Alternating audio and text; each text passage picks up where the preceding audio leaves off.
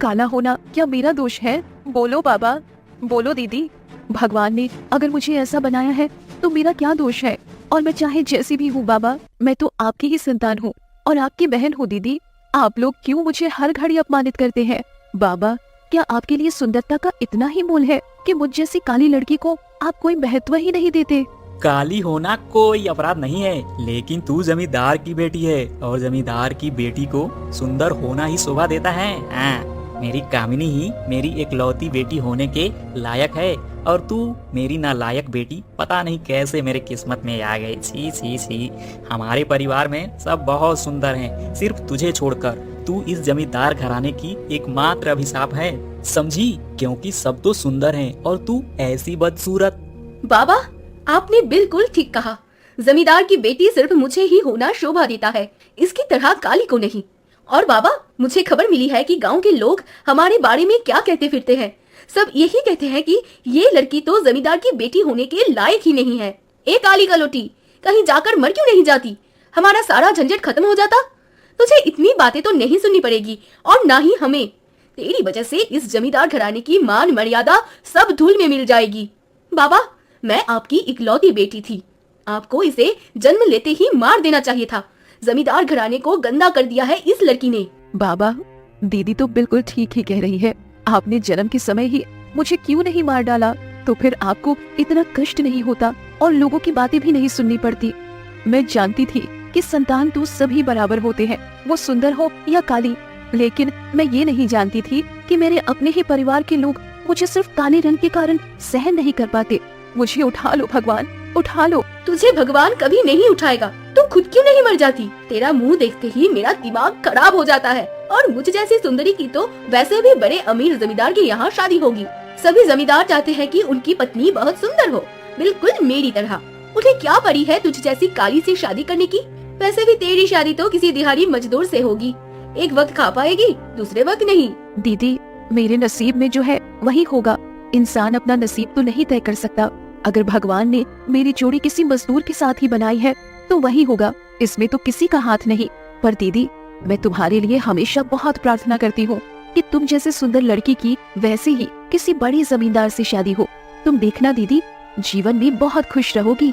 मेरे जितने भी सुख है ईश्वर तुम्हें सब कुछ दे दे और सबके दुख मेरे दुख के साथ मिल जाए, मैं यही चाहती हूँ। सुन, यहाँ पर कोई नाटक नहीं चल रहा है। यहाँ इतनी दिखावा करने की कोई जरूरत नहीं है। मेरी बेटी की वैसे भी बड़े और अमीर जमींदार के साथ शादी होगी। तू अपनी चिंता कर और हो सके तो अपना थोड़ा ध्यान रख। इस काली चमड़ी को थोड़ा सफेद करने की कोशिश कर। तू लोगों के सामने मेरा कितना नाक कटवाएगी, हे भगवान। कुछ दिन बाद जब मेरी बेटी के लिए रिश्ते वाले आएंगे, तब तुझे अगर देख लिया तो मेरी मान मर्यादा सब चली जाएगी। मैं क्या करूं? बाबा, आपकी मान मर्यादा की चिंता करके ही तो मैं जमींदार घराने से कभी बाहर नहीं निकलती। खुद को हमेशा 4 दीवारों में ही समेट कर रखती हूँ। मैं काली थी, इससे मुझे कोई दुख नहीं था, लेकिन मुझे दुख ये है कि आपके मन में कभी जगह नहीं बना पाई। तू हमारे मन में कभी जगह बना भी नहीं पाएगी, समझी?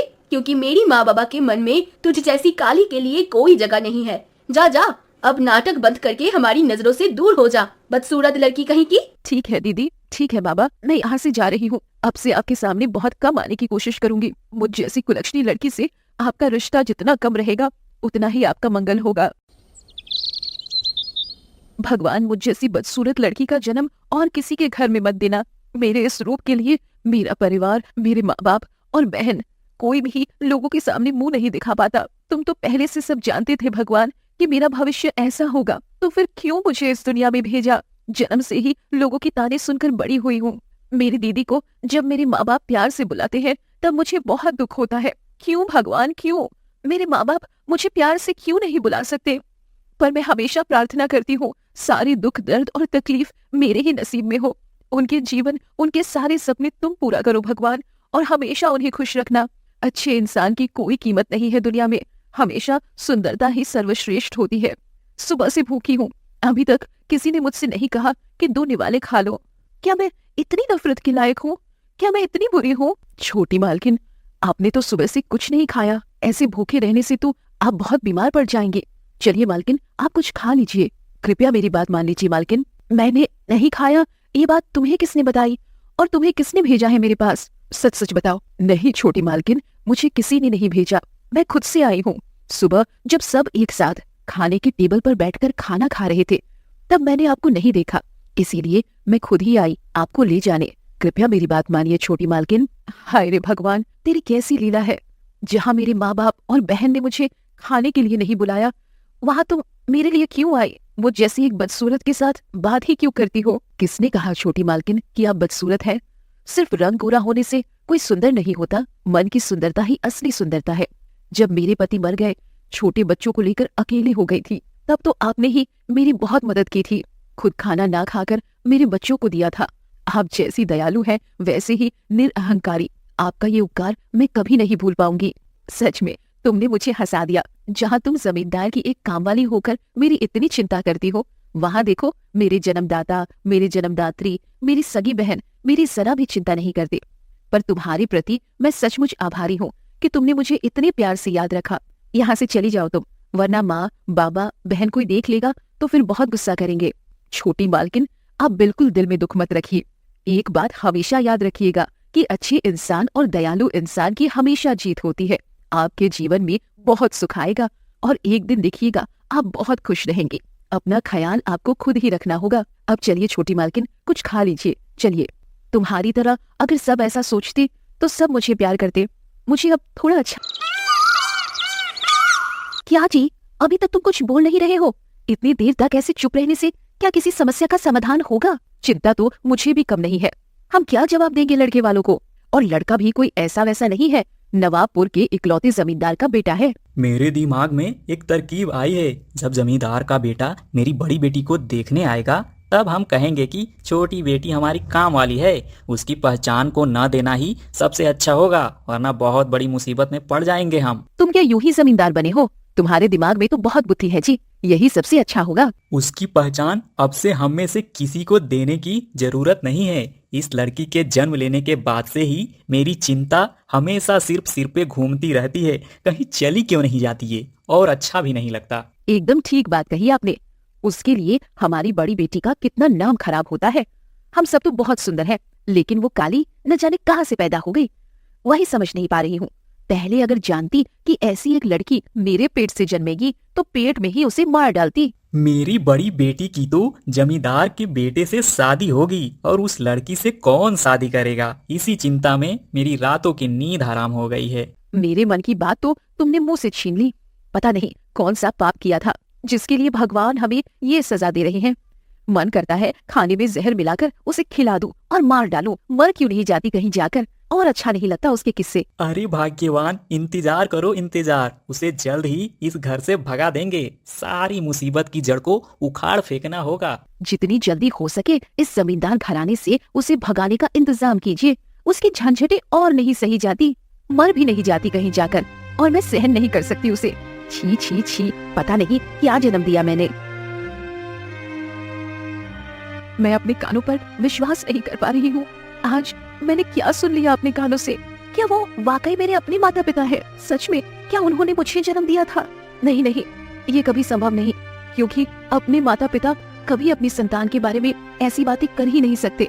वो बार बार कह रहे हैं मेरी वजह से उनकी बड़ी बेटी की शादी न रुक जाए। इस घर में मैं इतनी बेकार क्यों हो गई? चांद, ओ चांद, क्या तुम मेरी बातें सुन सकते हो? तुम ही बताओ, अपने माता पिता के मुंह से ऐसी बातें सुनने के बाद कोई संतान क्या धीरज रख सकती है?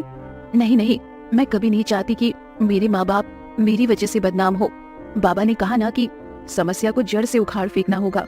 मैं एक काम करती हूँ, मैं ही उनकी समस्या का समाधान कर देती हूँ। अपनी बहन की शादी को मैं कभी रोकना नहीं चाहती, उसकी खुशी मैं कभी छीनना नहीं चाहती। मैं आज ये वेशभूषा छोड़कर एक साधारण लड़की बनकर इस घर से चली जाऊंगी, हमेशा के लिए। मैं कभी नहीं चाहती कि मेरे वजह से कभी किसी का दिल दुखे, किसी को तकलीफ हो। आप सब हमेशा अच्छे रहना। आपकी ये कुलक्षणी और काली बदसूरत बेटी कभी भी आपकी नजरों के सामने नहीं आएगी। सबको आजाद करके आज मैं जिधर नजर जाएगी उधर चली जाऊंगी। हाँ, उधर ही चली जाऊंगी। माँ, बाबा, दीदी, तुम्हारे लिए मुझे बहुत बुरा लग रहा है। क्यों मेरे प्यार को तुम लोगों ने समझा नहीं? क्यों? अच्छे से रहना सब। विदा तुम सबको। मैं आज जा रही हूँ। किसी ने मुझे नहीं समझा, किसी ने भी मुझे नहीं समझा।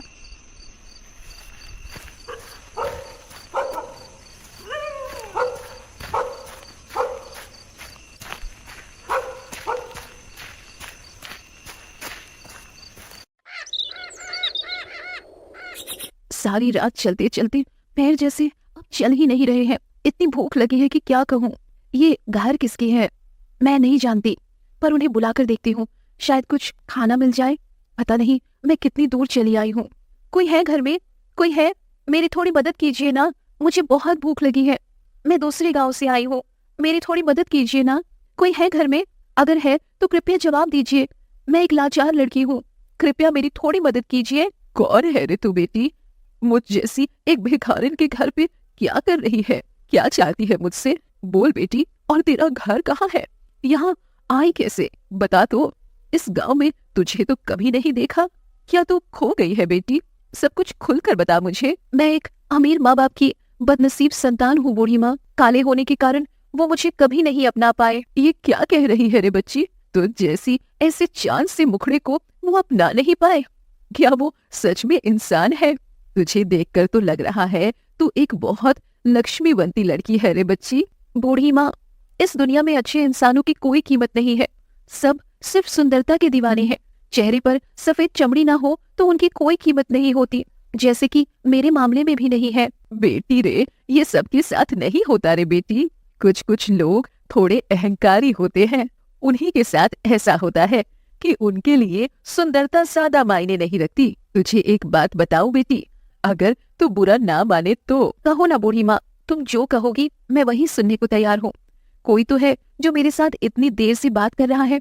हमारे गांव में तो कभी मेरे साथ किसी ने ढंग से बात ही नहीं की। तेरी तरह मेरी भी एक बेटी थी रे, लेकिन बहुत साल पहले मेरी बेटी एक बीमारी में मर गई। तुझे देखकर ना मुझे उसी बेटी की याद आ रही है। तू मेरे साथ रहेगी बेटी?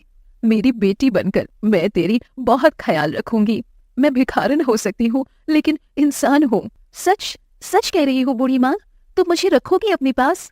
मैं तुम्हारे साथ रहने को राजी हूँ बूढ़ी माँ, मैं 100 बार तुम्हारे साथ रहने को राजी हूँ। तुम आज से मेरी माँ हो। मुझे इतनी खुशी हो रही है, इतनी खुशी हो रही है कि तुझे क्या बताऊं बेटी। चल बेटी, अब तुझे घर ले जाकर कुछ खिलाऊं। मेरे पास कुछ खाना बचा है। बूढ़ी माँ, तुमने मुझे इतने जतन से खाना दिया। सच में मुझे कभी माँ का प्यार नहीं मिला, लेकिन तुम्हें देखकर पता नहीं मुझे अपनी माँ जैसे लग रहा है। सिर्फ जन्म देने से ही क्या माँ बन जाते हैं? उसके बिना क्या माँ नहीं बना जाता? तुझ जैसी एक लक्ष्मीवंती लड़की की माँ बनकर मैं सचमुच गर्वित हो रे। सुन रे बेटी, तू खाना अच्छे से खा ले, मुझे थोड़ी देर में मोहल्ले में निकलना होगा। माँ, तुम्हें मैं और भीख मांगने नहीं दूंगी। तुम्हारी उम्र हो गई है माँ, तुम्हारी ऐसी जवान बेटी होते हुए तुम क्यों लोगों के घर भीख मांगोगी? मैं कल से काम ढूंढूंगी ताकि कोई एक काम मैं कर सकूं, नहीं तो मैं खुद ही कुछ करूंगी। माँ, तुम बिल्कुल चिंता मत करो। आखिरी उम्र में ऐसा सुख मिलेगा मैंने कभी कल्पना भी नहीं की थी। सुन रे मालती, मेरे पति की एक जमीन थी, वो जमीन बहुत समय से पड़ी है, उसमें कोई खेती नहीं करता और मैंने भी उसमें कभी हाथ नहीं लगाया, बेचा भी नहीं, क्योंकि मेरे पति की वो निशानी मैंने रख दी है। तू और मैं मिलकर उसी जमीन पर खेती करेंगे। तब तो बहुत ही अच्छी बात है माँ, वो जमीन होने से हमारा काम और भी आसान हो जाएगा। उस जमीन पर अगर हम कुछ उगाएंगे, उससे जो पैसा आएगा उस पैसे से हम साल भर घर चला सकते हैं। हाँ मालती, तूने बिल्कुल ठीक बात कही है। मेरे पति जब खेती करते थे उस जमीन पर बहुत अच्छी फसल होती थी, लेकिन बूढ़ी होने के बाद से उस जमीन पर तो एक कुदाल भी नहीं चला पाती। फिर पति के बाद बेटी भी मर गई, उसके बाद मैं टूट ही गई थी, लेकिन तू आ गई है, अब कोई चिंता नहीं मेरी। माँ, अब तुम्हारी कोई चिंता नहीं, तुम्हारी बेटी तुम्हारे पास आ गई है। अब तुम्हारे आराम करने का समय है माँ, जितने काम है सब मैं करूँगी, तुम सिर्फ मुझे थोड़ा प्यार देना और कुछ नहीं। तू तो मेरी बेटी है रे बच्ची, तुझे प्यार ना करके क्या रहा जाएगा, बता तो। माँ, तुम्हारी बेटी रूपा इस जमींदार घराने में कहीं नहीं मिल रही है। क्यों, कहाँ चली गई तुम्हारी बेटी? मैं एकदम निश्चिंत हूँ, तुम्हारी बेटी शायद कहीं गिरकर मर गई है, नहीं तो कहीं चली गई है। खैर, बहुत अच्छा हुआ, सुबह दासी आकर मुझे यहाँ खबर दी। बात सुनकर बहुत खुशी हो रही है, हमारे रास्ते का कांटा अब हट गया है। वाह वाह, सुबह उठकर ऐसी सुंदर खुशखबरी सुनने को मिलेगी, कभी उम्मीद ही नहीं की थी। अब लोगों को मुंह दिखाया जा सकेगा। एकदम ठीक बात कही है माँ, और मेरी शादी भी बहुत अच्छे से होगी। तेरे ससुराल वालों के सामने और हजारों सवाल का सामना कभी नहीं करना पड़ेगा हमें। निश्चिंत होकर तेरी शादी कर पाएंगे हम। वो रूपा जाकर हम लोगों की चिंता से पूरी तरह आजाद कर गई है, वरना उस लड़की को लेकर मुझे हमेशा कितना चिंता होता था। वो तुम्हें कैसे समझाऊं। रास्ते का कांटा हट गया है, अब हम निश्चिंत रहेंगे। आज 2 दिन हो गए मैं घर छोड़कर यहाँ चली आई हूँ। माँ बाबा दीदी की बहुत याद आ रही है मुझे। मैं जानती हूँ मेरी बात उन्हें एक बार भी याद नहीं आती होगी। वह सब अपने अपने कामों में व्यस्त हो गए होंगे, पर उनके मन की इच्छा पूरी कर पाने पर मुझे बहुत गर्व महसूस हो रहा है। मैं अपने परिवार को कलंक मुक्त कर पाई हूँ, यही बहुत है। तुम सब हमेशा अच्छे से रहना माँ, बाबा, दीदी, बहुत अच्छे रहना। मैं तुम्हारे लिए हमेशा प्रार्थना करूंगी, मैं हमेशा प्रार्थना करती रहूंगी। अरे, इस लड़की को तो हमारे गांव में पहले कभी नहीं देखा। यह कौन लड़की है? इतनी सुंदर 2 आंखें, उसका मुंह देखने में कितना भोला लग रहा है। वो मैं कैसे समझाऊं? मुझे जानना ही होगा। कौन है यह गुणवती? वो कहाँ रहती है और किसके साथ रहती है? मुझे सब पता करना होगा। मुझे लग रहा है मेरे सपनों की इंसान मुझे मिल गई है। बहुत जल्दी तुमसे मेरी बात होगी गुणवती, बहुत जल्दी। मैं अब यहाँ से चला जाता हूँ। अगर मुझे देख लेगी तो फिर कुछ सोच सकती है। अच्छी रहना गुणवती, तुमसे बहुत जल्दी मेरी मुलाकात होगी, बहुत जल्दी। ए रूपा बेटी, देख रही हो वो धान की जमीन? यही मेरे पति की जमीन थी। देख रही हो ना बेटी, जमीन में फसल ना उगने से ये कैसी हो गई है। इस जमीन में क्या इस कमजोर शरीर के साथ कोई काम कर सकती हूँ? तू बता बेटी। माँ, इस जमीन में अगर कुछ सब्जियाँ उगा दे तो बहुत अच्छा उत्पादन हो सकता है। मुझे ये जमीन बहुत उर्वर लग रही है। कल से ही इस जमीन पर काम शुरू कर दूंगी। लेकिन माँ, सब्जी पौधों के लिए कुछ पैसे तो चाहिए ही होंगे, वरना तो कुछ भी नहीं हो सकेगा। पैसे की चिंता तू बिल्कुल मत कर बेटी। मेरे पास कुछ पैसे हैं, भीख से थोड़ा बहुत बचा के रखा था। उसी से हम सब्जियों का पौधा खरीद कर यहाँ रोपण कर लेंगे। मैंने जिंदगी में कभी सपने में भी नहीं सोचा था कि तेरे बाबा यानी मेरे पति की जमीन पर कभी फसल उग सकेगी। माँ, मैं तुम्हारी अपनी बेटी नहीं हूँ, फिर भी तुम मुझे इतना प्यार करती हो। सचमुच माँ, सिर्फ जन्म देने से ही माँ नहीं बना जाता। माँ बनने के लिए आत्मा का रिश्ता होना चाहिए जो तुम्हारे अंदर है। मैं चाहती हूँ माँ कि तुम्हारे साथ पूरी जिंदगी बिता दूं। हाँ बेटी, तू बिल्कुल सही बात कही है। मेरी बेटी मर गई थी तो क्या हुआ, मेरी बेटी तुझ में फिर से लौट आई है। तू ही मेरी सब कुछ है, तुझे बहुत प्यार करती हूँ। अच्छा माँ, तो अब घर चले। घर जाकर हमें बहुत सारा काम भी तो करना है ना। बेटा, हमारी बेटी कामिनी को हमने बचपन से बहुत प्यार से पाला है। हम सिर्फ अपनी बेटी को ही तुम्हारे हाथों में नहीं दे रहे हैं, हम पूरा प्यार तुम्हारे हाथों में दे रहे हैं। बेटा, तुम कृपया उसका ख्याल रखना। हमारी बस एक ही बेटी है, ये तो तुम पहले से ही जानते हो, इसीलिए उसके प्रति हमारा थोड़ा ज्यादा ही था। आप इसके लिए बिल्कुल चिंता मत कीजिए। आपकी बेटी मेरे पास खुश रहेगी, और जैसा आपने कहा था सारा बकाया आप मुझे समय पर दे देना, तब आपकी बेटी मेरे पास और भी खुश रहेगी। समझे मेरी बात? अरे बेटा, मैं तो तुम्हारा स्वभाव जानता हूँ। मैंने तो वादा किया है, जो तुम्हारा बकाया है उसका आधा तो अभी दे दिया और आधा शादी के बाद दे दूंगा। बस 2-3 दिन सब्र करो, मैं तुम्हारा बकाया समय पर भेज दूंगा।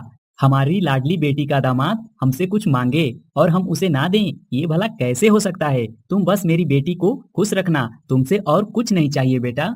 अरे खुश रहेगी, खुश रहेगी, इतना चिंता मत कीजिए। और मैं कोई साधारण इंसान नहीं हूँ, नवाबपुर के जमींदार का बेटा हूँ। मेरे पास किसी चीज की कमी नहीं है। आपकी बेटी मेरे पास बहुत खुश रहेगी। अच्छा, अब बहुत हो गई बातें, अब हमें जाना चाहिए। बेटी कामिनी, तू अपना ख्याल रखना और कुछ दिनों बाद अपने माँ बाबा को देखने आ जाना। तू नहीं है तो हमारा कोई नहीं है बेटी।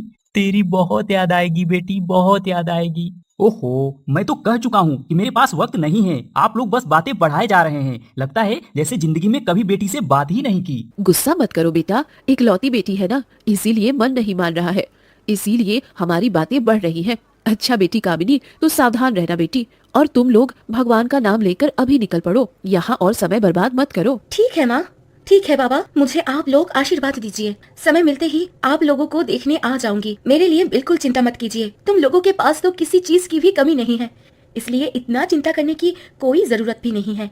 घर में पहले जो परेशानी थी उसकी चिंता करते थे, अब तो वो भी नहीं है। और मैं तो पूरी तरह चली नहीं जा रही हूँ, मैं तो तुम्हें देखने आ जाऊंगी। तो मैं जा रही हूँ माँ, बाबा। अरे तुम राजू बेटा हो ना? तुम यहाँ क्या कर रहे हो बेटा? तुमसे मेरी कितने दिनों बाद मुलाकात हुई है। तुमने जो मेरी मदद की थी उसे क्या मैं कभी भूल सकती हूँ? बताओ। अरे दादी, आप, मैं आपको साफ साफ पहचान रहा हूँ। लेकिन दादी, एक बात मैं नहीं समझ पा रहा हूँ। आपके साथ ये जो हैं, ये कौन हैं? मैं तो जानता था कि आपके परिवार में और कोई नहीं है। कृपया इनका थोड़ा परिचय दीजिए ना दादी, मुझे बहुत जरूरत है। बेटा, ये मेरी बेटी रूपा है। रूपा को मैं अपनी बेटी की ही तरह प्यार करती हूँ। उसके साथ बहुत कुछ बुरा हुआ है बेटा। वो ऐसी नहीं थी बेटा, वो बहुत अमीर घर की बेटी थी, लेकिन उसके रंग का थोड़ा सांवला होने की वजह से उसके परिवार में कोई उसे बर्दाश्त नहीं करता था। बहुत अत्याचार भी किया बेटा, इसीलिए मेरी रूपा बेटी सह नहीं सकी, इसीलिए चली आई। फिर नसीब से मेरी उससे मुलाकात हुई। ये क्या बोल रही हो दादी? क्या सिर्फ गोरी चमड़ी से कोई सुंदर हो जाता है? उसके चेहरे में जो मासूमियत है वो क्या किसी और में है? आप ही बताइए दादी। मैं एक बात कहना चाहता हूँ दादी, अगर आप इजाजत देंगी तो मैं एक बात कहना चाहता हूँ। बहुत हिम्मत करके ये बात कहने आया हूँ। बोल ना बेटा, क्या बात है? तुम्हारे जैसे अच्छे लड़के तो अच्छी बात ही बोलेंगे, तुम तो उल्टा फुल्टा कुछ नहीं बोल सकते। दरअसल दादी, मैंने एक दिन रूपा को तालाब के किनारे देखा था। उसी दिन से मैंने ठान लिया था कि जिंदगी में अगर किसी से शादी करूंगा तो वो रूपा से ही करूंगा। कृपया मुझे मना मत कीजिएगा दादी, मैं तो रूपा से सचमुच बहुत प्यार करता हूँ। रूपा, मैं सचमुच तुमसे बहुत प्यार करता हूँ, तुम्हें बहुत खुश रखूंगा। वो तो मैं समझ रही हूँ बेटा, लेकिन मैं क्या बोलूँ? बता, रूपा अगर राजी हो तो मुझे कोई एतराज नहीं। मैं राजी हूँ, लेकिन मेरी एक शर्त है। अगर आप उसे मान ले तभी मैं आपसे शादी करूंगी। बोलो ना रूपा, क्या शर्त है? मैं तुम्हारी सारी शर्तें मानने को तैयार हूँ। मैं किसी भी शर्त पर तुम्हें अपनी पत्नी बनाना चाहता हूँ। मेरी शर्त ये है कि जब आप मुझसे शादी करेंगे तो मेरी माँ भी हमारे साथ जाएगी, क्योंकि माँ मुझे बहुत प्यार करती है और मैं भी माँ से बहुत प्यार करती हूँ। माँ के बिना मैं कभी नहीं रह सकूंगी। अरे रूपा, ये कैसी बात है? माँ के बिना हम कहीं क्यों जाएंगे? जहाँ भी रहेंगे, जिस हाल में भी रहेंगे, माँ भी हमारे साथ रहेंगी। ये हमारा आखिरी फैसला है। माँ, रूपा, ये मेरा छोटा सा कुटिया है। तुम लोग यहाँ रह सकोगी ना? क्योंकि मैं चाहता हूँ कि तुम लोग हमेशा खुश रहो। ये सब तुम क्या बात बोल रहे हो? ये कुटिया कुटिया नहीं है, मेरे लिए तो ये राजमहल है। और जहाँ प्यार हो वहाँ कुटिया में ही क्यों, पेड़ के नीचे भी रहा जा सकता है। तुम बिल्कुल निश्चिंत रहो, हम बहुत अच्छे से यहाँ रह सकेंगे। लेकिन मुझे तुमसे कुछ बात बोलनी है। अगर तुम इजाजत दो तो मैं तुमसे वो बातें बोल सकूं। हाँ, क्या बात है? बोलो रूपा। सुनो ना, मेरे माँ के पास एक जमीन है। मैं सोच रही थी कि अगर वहाँ सब्जियाँ उगा दे तो साल भर का खाने का खर्च आसानी से निकल जाएगा। अगर हम दोनों मिलकर सब्जी का बगीचा बना ले तो बहुत अच्छे से काम कर सकेंगे। हम तीनों के पास भले कुछ ना हो, लेकिन वो जमीन तो हमारे भरोसे है ना। उसी जमीन से हमें साल भर का खाने का खर्च निकालना होगा। तुम क्या बोलते हो? अरे रूपा, ये तो बहुत अच्छी बात है। मैं बिल्कुल राजी हूँ। मैं तो 100 बार राजी हूँ इस बात पर।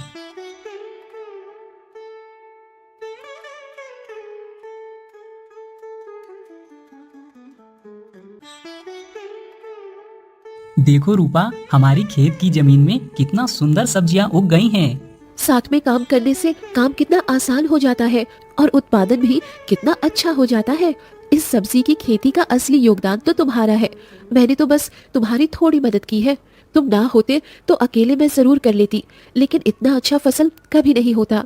सचमुच ये माननी पड़ेगी, तुम जैसे पति के रूप में कमाल हो, वैसे ही काम में भी कमाल हो। सचमुच मैं कितनी खुशकिस्मत हूँ।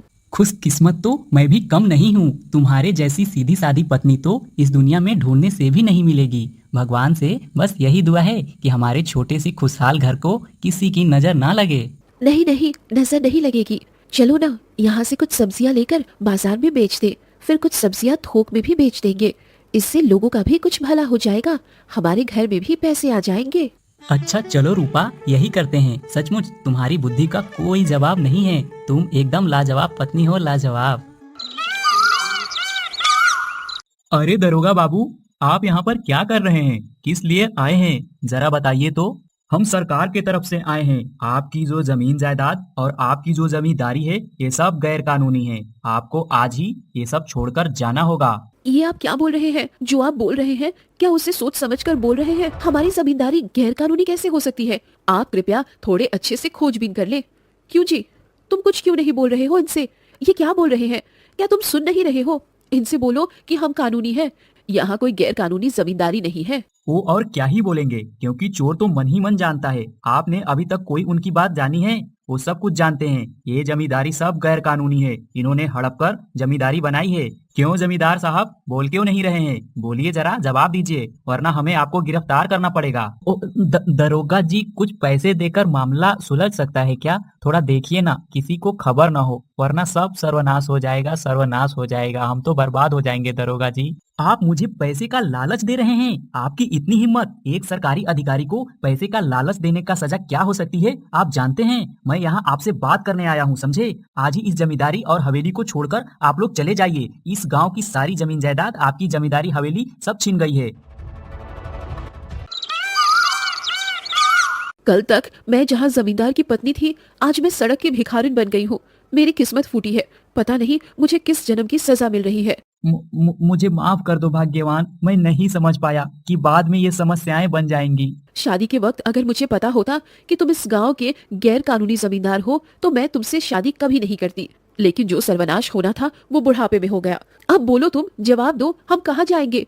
हमें कोई भिक्षा भी नहीं देगा। लोगों पर जितना अत्याचार किया है वो कहने लायक नहीं है। क्यों परेशान हो रही हो भाग्यवान? अपनी बेटी कामिनी के पास चले जाएंगे। हमारी ऐसी हालत देखकर वो बहुत दुखी हो जाएगी। उसे हमने कितने प्यार से पाला है। बिल्कुल ठीक बात कही तुमने। चलो हम अपनी बेटी कामिनी के पास चलते हैं। उसके पास जाने से जरूर रहने की व्यवस्था हो जाएगी। तू देखेगी तो हैरान हो जाएगी। बेटी कामिनी बहुत दुखी हो जाएगी अपने माँ बाबा की ये हालत देखकर। हम तेरे पास आ रहे हैं कामिनी, हम आ रहे हैं। कौन कौन कौन? हाँ, कौन हो तुम लोग? तुम लोग कौन हो? तुम लोगों का चेहरा मेरे माँ बाबा जैसे क्यों है? क्या तुम लोग मेरे माँ बाबा हो? तुम लोगों की ये हालत क्यों है? तुम लोगों के साथ हुआ क्या है? भिखारी जैसे हालत, जल्दी बोलो, तुम लोगों को क्या हुआ है? और तुम मेरे ससुराल में इस हालत में क्या कर रहे हो? जल्दी बोलो, वरना मेरी इज्जत सब मिट्टी में मिल जाएगी। हमारा सब कुछ खत्म हो गया, सब कुछ खो दिया हमने। हमारी जमींदारी तो गैर कानूनी साबित हो गई थी। हमें कुछ भी लेने नहीं दिया, कुछ भी लेने नहीं दिया। हम तो बिल्कुल बेसहारा हो गए हैं बेटी। हम कहाँ जाएं, क्या करें? इसीलिए तेरे पास आए हैं। तू हमारा आखिरी सहारा है बेटी, तू हमारा आखिरी सहारा है। तुझे हम कितने प्यार से पाले हैं। तू हमें अपने पास जगह दे दे बेटी, जगह दे दे, वरना हम भीख मांगकर गुजारा नहीं कर सकेंगे बेटी, नहीं कर सकेंगे। तो तुम लोग क्या पागल हो या दिमाग खराब हो गया है? तुम्हारी इस हालत को अगर मेरे ससुराल में कोई भी देख ले तो मेरी इज्जत कहाँ जाएगी? बोलो, सब मिट्टी में मिल जाएगी। मैं तुम्हारे बारे में कितनी बड़ी बड़ी बातें करती हूँ। मेरे ससुराल में आकर परेशानी मत करो बाबा, दया करो। मतलब तू क्या बोल रही है कामिनी? तुझे प्यार करने का ये इनाम? तेरी खुशी के लिए मेरी छोटी बेटी घर से चली गई थी। सिर्फ घर से चली गई ऐसा नहीं है, उससे पहले हमने उसे कितना काला कहकर कितना अत्याचार किया था, सिर्फ तेरे भले के लिए। लेकिन अब तू हमें स्वीकार नहीं कर रही है। मैं ऐसा दिन देखूंगा कभी सोचा भी नहीं था, कभी नहीं सोचा था। तुम लोगों ने क्या सोचा क्या नहीं सोचा, मुझे कोई फर्क नहीं पड़ता। शादी से पहले मैं जरूर तुम्हारी बेटी थी, लेकिन अब मैं किसी और की पत्नी हूँ। इसलिए कृपया यहाँ से चले जाओ। मैं तुम लोगों को अपने पास कभी नहीं रख सकूंगी। कामिनी, ओ कामिनी, तुम किससे बातें कर रही हो? अरे किसी से नहीं, बाहर दो भिखारी खड़े हैं, उनसे थोड़ी बात कर रही हूँ कि आज भीख नहीं मिलेगी। तुम बैठो, मैं अभी आ रही हूँ। पहले इन्हें यहाँ से भगा दूं। माँ बाबा, मैं तुम लोगों को अनुरोध कर रही हूँ, जल्दी यहाँ से चले जाओ। मेरा पति अभी यहाँ आ जाएगा। अगर तुम लोगों को इस हालत में देख ले तो मेरी इज्जत चली जाएगी। जल्दी जाओ, जल्दी यहाँ से जाओ कह रही हूँ। यहाँ एक पल भी मत रुको, कुछ ना कुछ करके तुम लोग अपना गुजारा कर लो। मैं जा रही हूँ। भगवान सजा दे रहा है, समझे? हमें भगवान ही सजा दे रहे हैं। हमारे बुरे कर्म, अपराध और नीच हरकत की सजा है ये। हमारी छोटी बेटी हमसे कितना प्यार करती थी, कुछ बोलने पर भी जवाब नहीं देती थी, लेकिन हमने उसके साथ क्या किया? कामिनी के खुशी के लिए हमने उसकी पहचान किसी को कभी नहीं दी, लेकिन जिसकी खुशी के लिए हमने ये सब किया वही आज हमें सहारा नहीं दिया। भाग्यवान, सहारा नहीं दिया, उसने हमारी पहचान नहीं दी। आज तो दिल बिल्कुल टूट गया है, टूट गया है। हमने ये क्या किया? अपनी छोटी बेटी के साथ क्या किया? पता नहीं जी, पता नहीं। हमारी छोटी बेटी कहाँ है, किस हाल में है? इस जंगल को पार करके और एक गांव है, वहां जाकर देखती हूँ कोई मदद मिलती है या नहीं। बहुत प्यास भी लग रही है।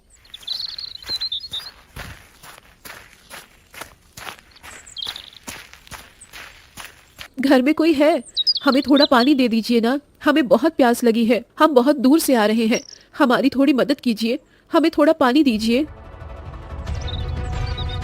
माँ, माँ, बाबा, बाबा, तुम लोग, और तुम लोगों की ऐसी हालत क्यों है? माँ बाबा, तुम लोग यहाँ कैसे आए? मुझे तो कुछ समझ में नहीं आ रहा। बाबा बोलो ना, तुम लोग यहाँ कैसे आए? बेटी रूपा, तू तू यहाँ क्या कर रही है बेटी?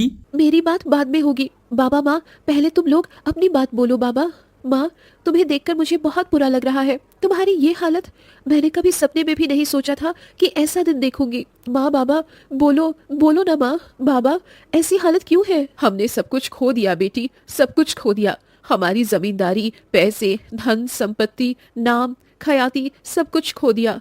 अब मैं और तेरे बाबा सड़क के भिखारी बन गए हैं बेटी, सड़क के भिखारी। जिस बेटी की खुशी के लिए तेरे सुख को हमने बलिदान कर दिया था, उसी बेटी ने आज हमें ठुकरा दिया, हमें स्वीकार नहीं किया, स्वीकार नहीं किया। हम जानते हैं ये पाप का फल है, तेरे साथ पाप का फल। वैसे बेटी, तेरे साथ ये कौन है? इनका परिचय तो दी नहीं। माँ पिताजी, मैं आपकी बेटी का पति हूँ। मैं एक गरीब इंसान हूँ माँ पिताजी। अगर आपको कोई परेशानी ना हो तो हमारे साथ यहीं रह जाइए ना, पूरी जिंदगी भर के लिए। मेरे पास तो 2 माँ हो जाएंगी और एक पिताजी। सच बोल रहे हो बेटा? हमें अपने साथ रखोगे? हमारा कोई नहीं है, कोई नहीं है। हमारी रूपा क्या हमें स्वीकार करेगी? बेटा बोलो ना। आप नहीं जानती माँ, रूपा हर दिन आपकी बात कर कर सोचकर बहुत रोती थी। बाबा माँ, आप मुझे मार भी डालते तब भी मैं आप लोगों को माफ कर देती, क्योंकि आपने मुझे जन्म दिया है। वो कर्ज मैं कभी चुका नहीं सकूंगी। हमारे पास आ हमारी बेटी, हमारे पास आ। हमने कितना गलत किया है तेरे साथ, भगवान भी ये माफ नहीं करेगा। हमारे नए नए वीडियो सबसे पहले पाने के लिए हमारे चैनल को सब्सक्राइब करिए और हमारे साथ जुड़े रहिए। आपका धन्यवाद।